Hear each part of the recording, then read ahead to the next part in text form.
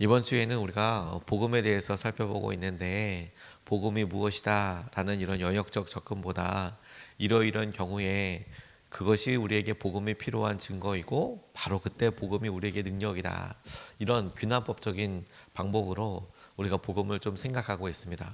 그래서 월요일 첫날에는 우리가 외롭게 느껴진다면 그렇다면 우리에게 복음이 꼭 필요하고, 우리가 두렵다면, 우리의 삶이 두려움으로 다가온다면 그때가 꼭 복음을 붙잡아야 될 때이고, 오늘 말씀은 우리가 때로 혹은 오랜 기간 동안 나 왜 이렇게 연약해? 왜 이렇게 변하지 않아? 나는 왜 맨날 똑같아? 이런 연약함에 우리가 마주하게 된다면 그때야말로 복음이 꼭 필요한 시기라는 점에 대해서, 믿음이 필요한 바로 그때라는 점에 대해서 우리가 붙들 뿐만 아니라 실제로 붙들어서 우리를 일으키시고 채워주시는 하나님의 능력을 오늘 경험할 수 있으면 좋겠습니다. 우리는 연약하기 때문에 복음을 찾게 됩니다. 그게 우리의 실제이고, 또 연약하다는 것도 우리의 어떤 실제이기도 합니다. 복음이 필요한 사람들은 그냥 특정한 어떤 상황에 있을 뿐만 아니라 이런 연약함과 우리의 한계를 다다를 때마다 우리가 그대로 버려진 사람들이 아니라 하나님이 그 시기를 넘어설 수 있도록 이미 허락해 두신 복음의 승리와 은혜가 있는 사람이라는 것을 경험하게 될 터이거든요. 오늘 첫 번째로 우리가 좀 살펴보고 싶은 것이 우리의 삶 자체에 대한 통찰입니다. 우리가 젊었을 때나 혹은 우리가 부러워하는 우리 자녀들 나이 때 모든 것이 다 가능성이고 그럴 때, 그때도 참 힘들고 어려웠지만 지금 지나와서 젊은 혹은 어린 사람들이 이렇게 보면 그 가능성과 그게 얼마나 귀하냐, 그게 있으면 참 좋겠다. 근데 막상 그 과정을 보면 참 외로워들도 하고 두려워들도 하고 연약하기도 하지 않습니까? 저는 지금도 딱 그와 같다는 생각을 하게 됐습니다. 오늘을 살아가는 우리보다 믿음의 선배로서 오늘을 부러워하는 그런 어르신들이나 선배님들을 보았을 때, 야, 그래도 그때는 뭐라도 좀 해볼 수 있지. 아마 이렇게 계속 누군가를 부러워하고 옛 때를, 그때가 더 좋았다라고 추억하는 그런 때가 있겠지요. 오늘 시편 말씀에 우리의 삶에 대해서 시로서 표현한 이 말씀이 저는 마음에 정말 와서 많이 닿았습니다. 외롭고 괴롭고 또 두렵고 연약할 이 말씀이 사실 우리의 그대로 삶의 한 형편인 것 같아요. 3절에서부터 7절 말씀을 다시 보면, 내 날은 연기처럼 사라지고 내 뼈는 화로처럼 달아올랐습니다. 음식을 먹는 것조차 잊을 정도로 내 마음은 풀처럼 시들어서 말라버렸습니다. 신음하다 지쳐서 나는 뼈와 살이 달라붙었습니다. 나는 광야의 올빼미와도 같고 폐허더미에 사는 부엉이와도 같이 되었습니다. 내가 누워서 잠을 이루지 못하는 것이 마치 지붕 위에 외로운 새 한 마리와도 같습니다. 마치 어떤 사진 하나를 딱 그냥 묘사한 것처럼 추사 김정희 선생님이 세안도 이렇게 그려놓아서 그런 절절한 외로움과 그냥 연약함에 대해서 딱 그냥 그려놓은 듯한 그런 시편이 우리에게 턱 이렇게 주어졌는데요. 우리는 흙에서 태어났고 흙으로 돌아갈 것이다. 그런 연약한 존재입니다. 원래도 연약했지만 특정한 상황에서는 더 연약해지는 것 같아요. 예를 들어 우리가 고난 앞에 있을 때 실감하잖아요. 그냥 바쁘기라도 하고 한참 우리가 뭔가 이렇게 쫓기듯 살아가면 쫓기는 삶 자체를 즐겨하진 않아도 그래, 연약함, 우리가 힘들지, 넘어가 보자 이럴 수 있는데, 어떤 때는 우리가 아파서라든지 갑자기 그런 속도감에서 탁 서서 나는 왜 이러지? 난 왜 이렇게 연약할까? 이런 것을 마주할 때가 있지요. 그런데 여러분, 그게 어떤 경우라고 하더라도 우리가 주님을 떠나 있다면 그게 가장 연약한 상황이 될 수밖에 없습니다. 어느 내 주위에 믿던 사람들도 없고 의지할 수 있는 사람도 없다, 아무것도 없다라고 생각할 때 바로 그때 주님을 찾게 되고 주님을 의지하게 될 수밖에 없는 그런 연약한 존재인 것이죠. 연약함도 그것 자체로 나쁘지는 않았습니다. 왜냐하면 하나님께서 처음부터 우리가 무엇으로 만들어졌는지를 숨기지 않으셨거든요. 흙으로 만드셨잖아요. 흙으로 만들어졌다는 사실이 죄를 짓기 전과 죄를 짓고 난 후가 달라지지 않습니다. 똑같이 우리는 연약했어요. 그런데 왜 이 연약함이 우리에게 이렇게 절절한 한계 상황으로 다가오는지 아십니까? 그 연약함에 우리의 죄가 더해졌을 때 함께해 주시고 동행해 주시는 하나님의 영광과 임재가 딱 끝나고 우리가 그 연약함으로 정통으로 삶을 살아야 될 때가 문제가 된 것이죠. 외로움이 그랬듯 두려움이 그랬듯 연약함도 그것 자체로 문제될 게 없었어요. 오히려 하나님을 찾게 되고 하나님과 함께하면서 완전함에 이르게 되는 참 중요한 요소이고 하나님을 찬양하고 예배하는 굉장히 중요한 부분이었지만 우리의 죄가 명확하게 하나님과의 관계를 딱 단절하고 난 다음에 우리를 보호해 주시고 함께 해주시는 하나님의 임재가 싹 거쳐지고 난 다음에 우리의 연약함은 그냥 진흙으로 구워져 있는 우리가 장마철을 맞는 것 같은 느낌이에요. 언제 수분과 물이 더 이렇게 해서 툭 팔이 떨어지고 툭 무너질 수밖에 없는 그런 사람이 되었느냐. 이게 죄의 결과인 거죠. 연약함 자체가 죄의 결과가 아니라요. 그 연약함이 아무도 보호해 주실 수 있는 은혜가 사라져버린 것이 죄의 결과인 거죠. 예레미야 17장 13절 말씀을 보니까 이렇게 나와 있어요. 주님 이스라엘의 희망은 주님이십니다. 주님을 버리는 사람마다 수치를 당하고 주님에게서 떠나간 사람마다 생수의 근원이신 주님을 버리고 떠나간 것이므로 그들은 땅바닥에 쓴 이름처럼 지워지고 말 것입니다. 이게 우리의 현실이 되는 거죠. 주님을 버리고 떠나간다니 우리의 모습이 그냥 그대로 날 것 그대로 다 드러나는데 그게 얼마나 허망하고 연약하냐면 땅 위에 이렇게 글 써놓잖아요. 바람 한번 불어도 없어질 것 같은 그런 연약한 이름과도 같은 존재다. 그런 마음의 고백을 자연스럽게 하게 됩니다. 순간순간 느껴지는 우리의 삶에 대한 낙심과 그리고 연약함에 대해서도. 그런데 여러분, 그런 연약함과 이런 일들을 마주하면 우리의 마음은 참 쓰리고 아프죠. 그런데 여러분 똑같이 이런 연약함에 있을 때마다 오히려 이런 죄로 인하여서 단절감이 생긴 것으로 인하여서 우리가 마땅한 방향을, 믿음의 방향을 찾아야 돼요.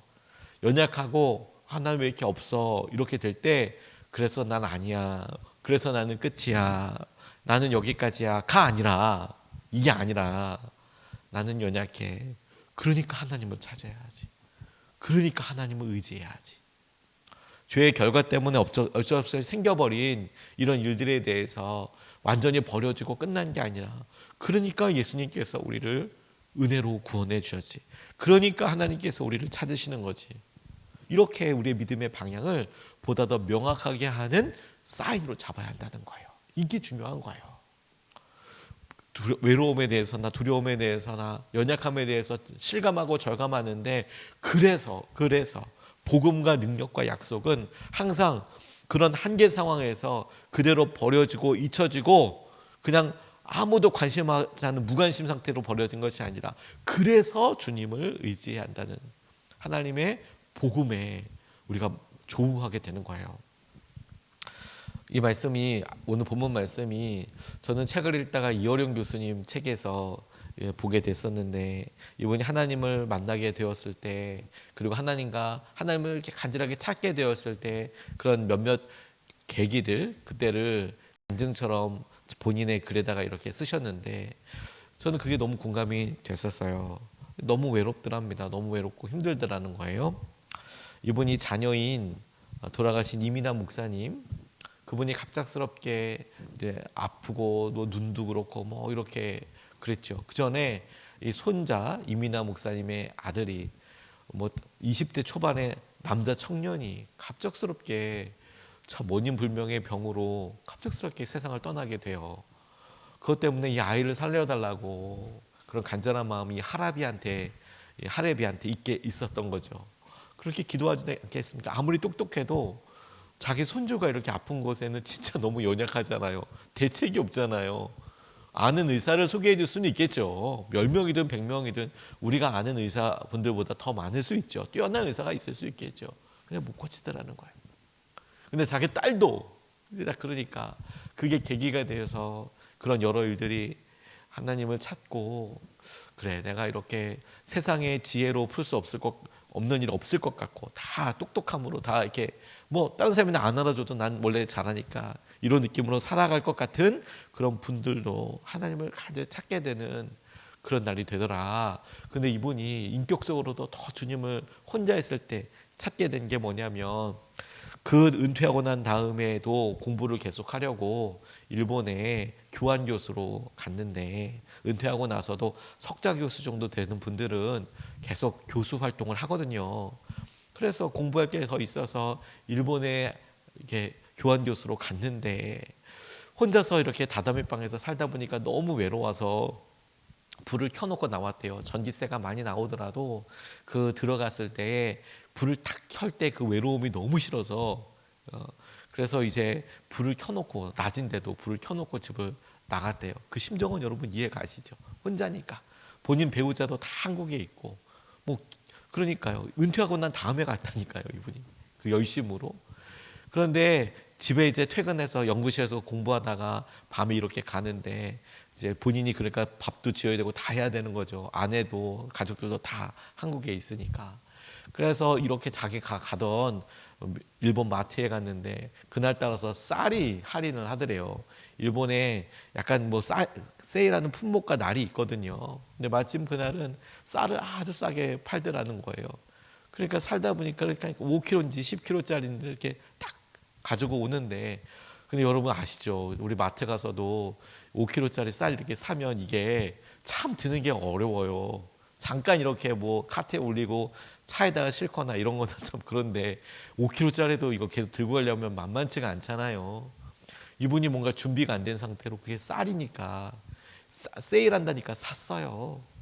그리고 한참을 걸어가야 되는데, 일본이니까 차도 없고 그러니까 걸어가야 되는데, 그 무거운 걸 막 땀을 삐질삐질 흘리면서 이분이 이렇게 막 가는데, 저 멀리 자기 하숙집에 불이 들어다니는 게 보이더래요.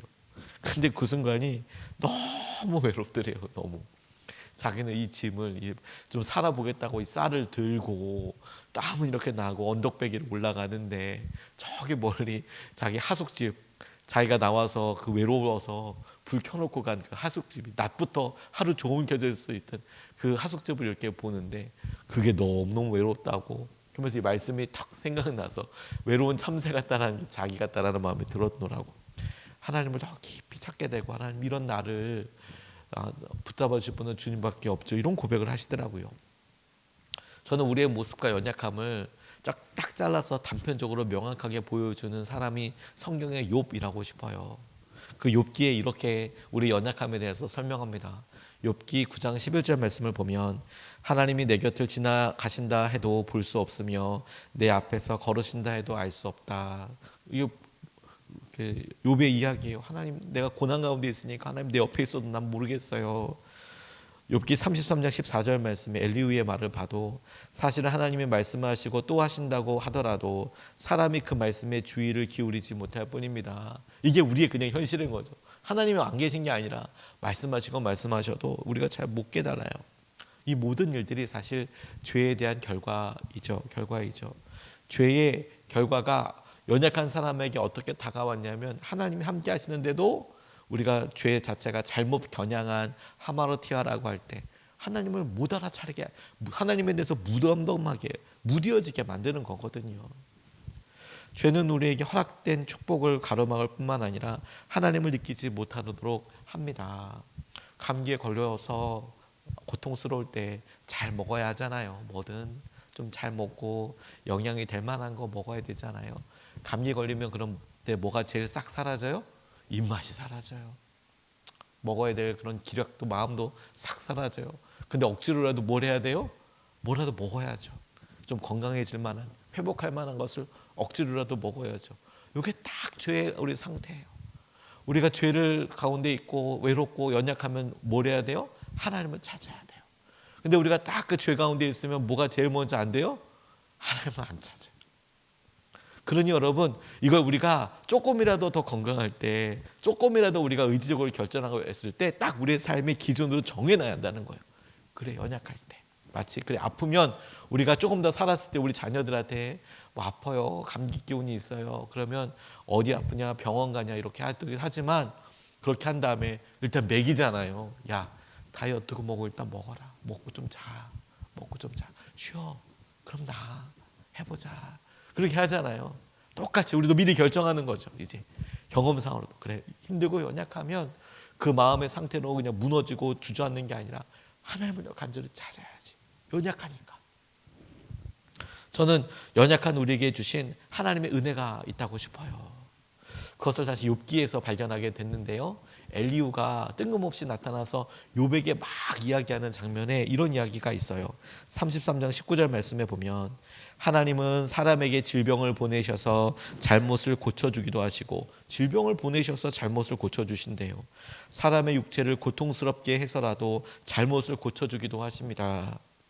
너무 안타깝지만 하나님의 마음을 엿볼 수 있지요. 36절 15절 말씀에 봐도 그러나 사람이 받는 고통은 하나님이 사람을 가르치시는 기회이기도 합니다. 사람이 고통을 받을 때에 하나님은 그 사람의 귀를 열고서 경고를 듣게 하십니다.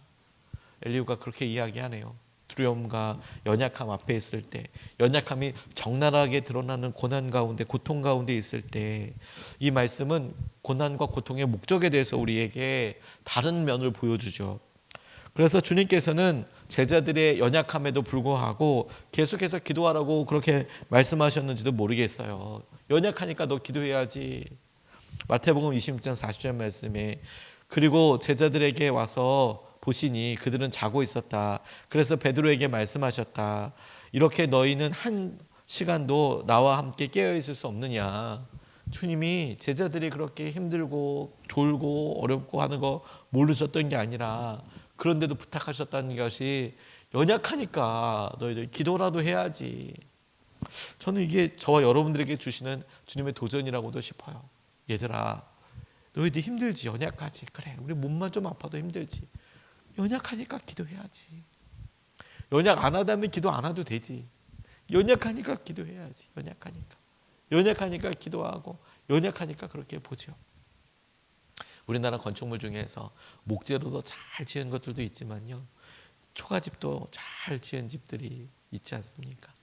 그런데 초가집은 지은 것도 풀이니까 금방 사라질 것 같고 하지만 초가집이나 그런 집들이 오래가는 이유가 뭔지 아십니까?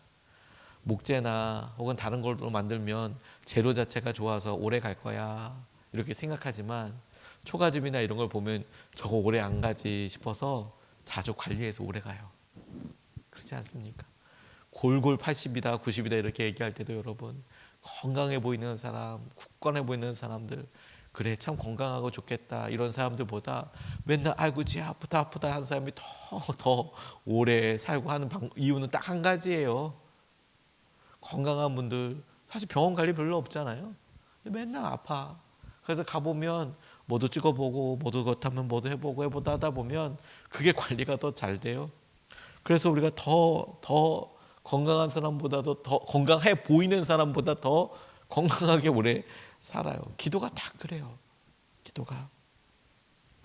C.S. 루이스가 고통에 대해서 하나님의 확선기라고 불렀던 그런 이야기가 사실 저 욥기에서 나온 말이라고 딱 아시겠죠, 여러분? 하나님이 그 사람의 귀를 열어서 경고를 듣게 하신다.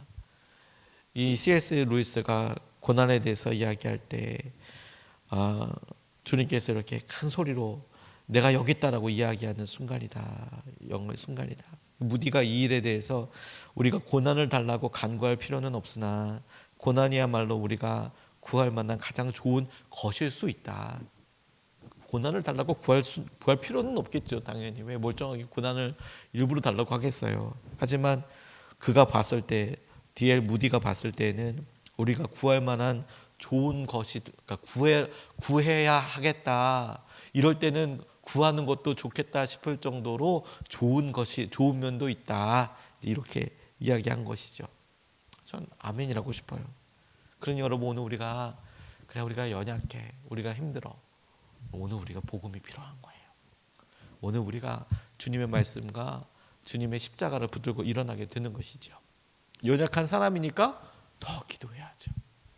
히브리서 4장 16절 말씀의 약속을 붙잡고 싶어요. 그러므로 우리는 담대하게 은혜의 보좌로 나아갑시다. 그리하여 우리가 자비를 받고 은혜를 입어서 제때에 주시는 도움을 받도록 합시다. 연약하니까 기도하는 사람이구나. 기도하니까 그러니까 제때에 주시는 도움을 받읍시다. 우리 어렸을 때에도 부모의 도움을 제일 많이 받는 때는 언제입니까? 맨날 엄마 엄마 부를 때죠, 사실. 엄마 엄마 부르고 아빠 아빠 부를 때, 엄마가 항상 주위에, 아빠가 항상 그 시선을 두고 있죠. 필요한 도움을 제일 빠르게, 제일 제때 적당히 받게 되죠. 우리가 애써 그렇게 우리 어릴 때 모습으로 회개하자 이건 아니고, 보니 구하는 사람이 떡 하나 더 먹더라. 제때 돕는 하나님의 은혜를 우리가 구하고 함께 주의 놀라운 은혜와 역사하심을 오늘도 우리가 꼭 붙잡는 하루 되시길 주님으로 이름으로 축복합니다.